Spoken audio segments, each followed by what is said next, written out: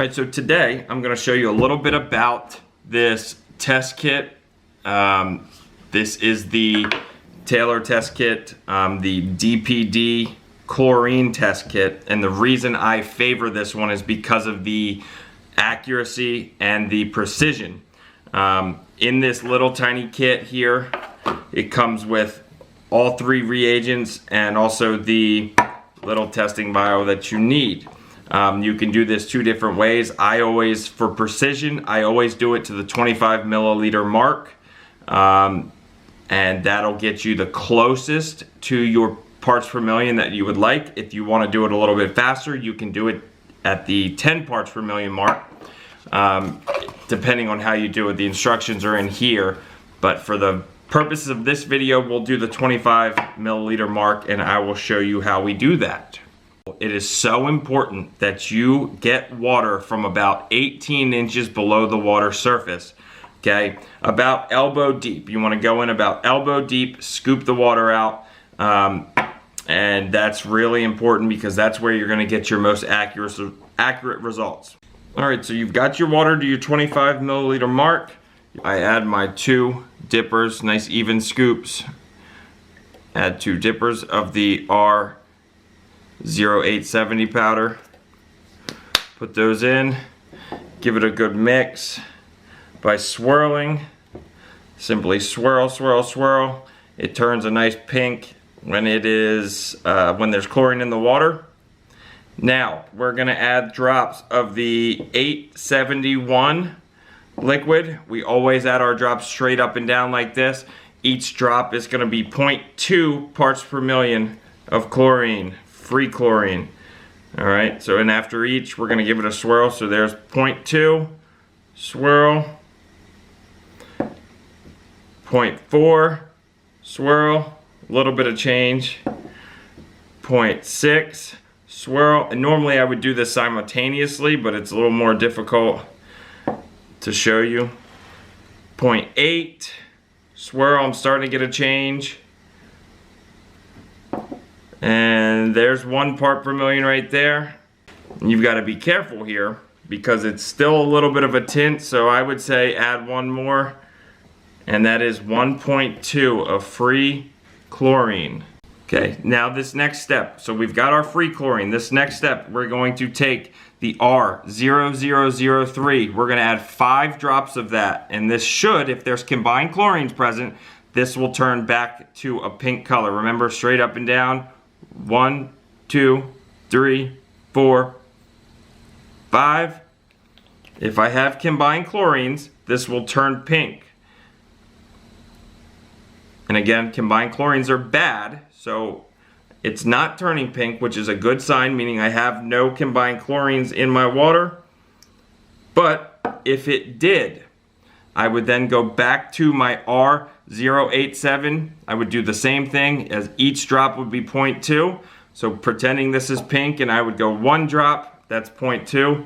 And as it turns from pink back to clear, at the point in which it does that, that would be my combined chlorines. And so it's usually, 0.2, 0.4, 0.6. So measure your drops, and as it turns back to clear like this, that would be your combined chlorine total. Now, I'm gonna show you the other method of testing the chlorine, which is comes with the other Taylor test kits. That's the color match. You have your R001.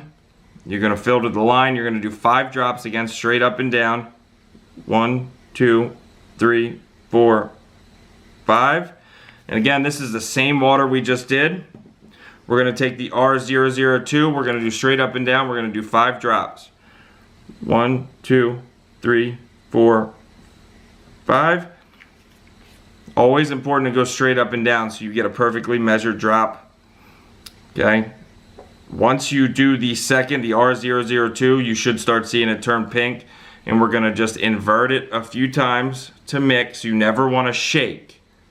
Okay, do not shake this. You just want to invert it a few times. It gets a good mixture.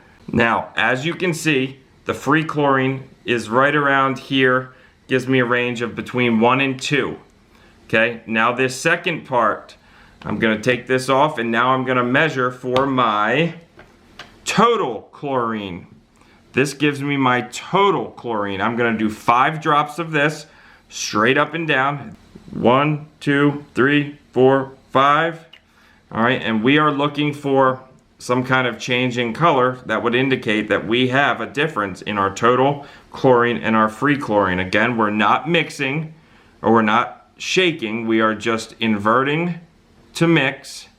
I would indicate here that my total chlorine is between 1 and 2 and my free chlorine is between 1 and 2, which means that in the same water we just tested, I do not have any combined chlorines, because again, total chlorine minus free chlorine equals your combined chlorines. Now let's talk a little bit about the difference between these two.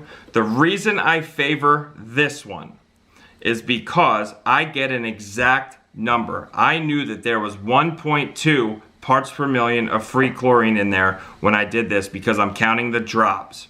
With this one, it's still very accurate. I got a range of between 1 to 2. So it could be 1.2 or it could be 1.8. I don't know. You also, if you get a little bit of a darker shade, it could be between 2 and 4 or between 3 and 6. So it gives you a good idea, but it's not as precise as I like it. And when I'm measuring my chlorine, I want to know, is it 1.2 or is it 1.4? Is it 1.6? I want to know that. I like having precisely perfect pools. This gives me that idea and gives me the best precision. Now, I also get my combined chlorines measured from these down to the exact parts per million. Okay, so I can tell if I have 0.2 parts per million of combined chlorine, whereas this one, I just get a range again. I might know that there's 2 to 4 of total chlorine, and I might know that there's 1 to 2 of free chlorine. I do the subtraction, and that gives me 1 to 2 of combined chlorines. I don't know that exact precise number like I do with this one, and again, I prefer to have that precise number, and that's really important to me. Now we're going to move on to our test strips, and I love the Taylor test strips versus some of the other ones because they have a very thick pad, and it's actually patented technology where it's a woven material. It holds more water and more reagents, so you get more of an accurate measurement. So when I dip this in, I should get a very good reading of about 1 to 2 free chlorine. Okay.